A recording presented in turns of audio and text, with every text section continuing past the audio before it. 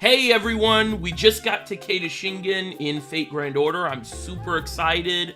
I've been wanting him in the game for a really long time, so it's really awesome that he came in. And I really like his design. I think it's really representative of his historical character, and I think it's really cool. But we're not here to talk about the design, or maybe a little bit. But we're here to really talk about what he does in the game, right? So he's a rider, of course. If he wasn't a rider, we might have a little issues. Maybe he'd be an extra class or something, but he's the horse guy, And you can see he's got the red deck. He has the 3 red cards. So that's really awesome, and we'll see as we look at the skills and stuff that he's gonna be one of those I'm just doing a lot of damage, I'm just doing the red cards, so let's get into it. So, of course, Buster heavy deck. His first skill is attack up for 20% for 3 turns on party, and then reduce cooldown for 1 party member, and that's targeted. This is a nice basic effect, right? I mean, I think they realize how powerful skill cooldown is. So you may look at you may look at this effect and go, wow, that's like 2 lines of text, and that's true. It is 2 lines of text, but reducing cooldown is really strong, as we've seen. And I like that it's just, hey, on a guy, hey, he can be, it makes him flexible, right? Hey, here, I need some charisma guy that has some other supportive abilities. Here we go. Give some cooldown. Really nice. I like when they design skills like that, because they don't need to design characters for, like, only endgame players. Or, because, like, if you boot up, today and you get him, that's a really nice skill to have as a new player. But anyway, sometimes I'm new player focused. Anyway, skill 2. Sorry, that was the wrong thing. Skill 2. Buster up. It has the Buster icon, of course. Buster up for 3 turns on self, 30%. Nice. Also, the first skill had 6 turn cooldown, by the way.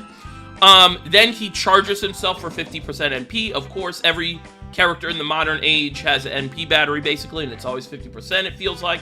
It is kind of necessary, though, so at least for these type of servants. So then he gains 20 stars. So this is just a nice, basic ability, right? He's just Buster up, NP up, crit stars. Very in line with his design, his overall kit.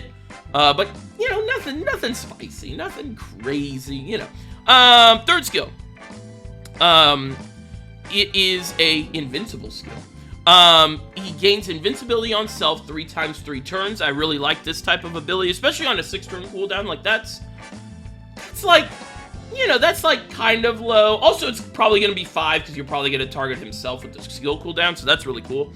Damage cut by 500 for 3 turns. I love that. I love damage cut. And then NP gain up by 30% for 3 turns. That's pretty nice. So overall, the skills, they're not like game changing. They're nothing crazy, but they're good, right? They're just, we've seen it before, but we know it's good, right? So, Buster. What's his MP do? Oh, it's Buster. And it's AoE, of course. So he gives all the colors reduced resistance on all enemies. That's the overcharge effect as well.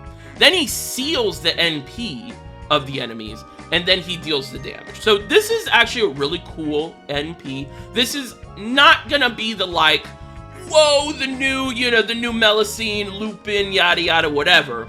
But I do kind of like that he's, hey, you can loop with him, of course, because almost every character can loop now, whatever. But there's some positive, there's some benefit of using him in, like, harder content, right? Like, skill seal on an NP, or NP sealing, sorry, not skill sealing, NP sealing, is really nice effect sometimes, especially when you might not kill the guy, right? So I think this is really cool. I think also, like, the resist downs. I will say I think the resist downs on the Quicken Arts for only 1 turn is a little, like, what is that doing there? I mean, if you're like soloing with him, if you want to solo, I might try it, who knows. But yeah, I think overall his kit is one that's, like, probably gonna be pretty it's pretty boring, right? It's pretty just basic. He's just the buster guy. He's just gonna hit his red cards, hit his buffs, loop, you know, all that. But I'm happy he's pretty good. You know, it's a pretty good, we've seen in the history of Fate Grand Order, this is a pretty good character design, kit design, you know, like, gameplay-wise, you know?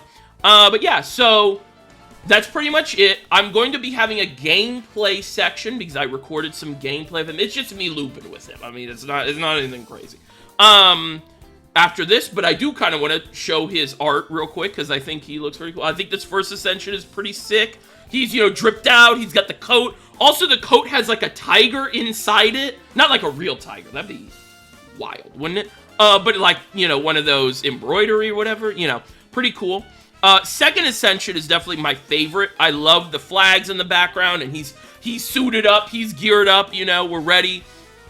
His final Ascension, I think is classic Fate, right? I think this is like, or I should say classic Fate Grand Order, not classic Fate, but, you know, it's a little like, this is a little crazy, right? He's got like the whole whatever's going on, you know, he stanced up. But still pretty cool. And then his Final Ascension art is pretty cool. It reminds me of someone else, but I can't pinpoint it. But overall, really happy with his character design, with the gameplay design. You know, just a pretty good character. Probably not a character people are gonna like, you know, freak out over, but like, oh my gosh, this is the next thing. But yeah, pretty cool. Alright, thanks for watching. I'm gonna run the gameplay footage. If you watched this far, please leave a like and maybe subscribe. That'd be awesome. And I'll see you guys later. Bye-bye. Also, good luck if you roll for him.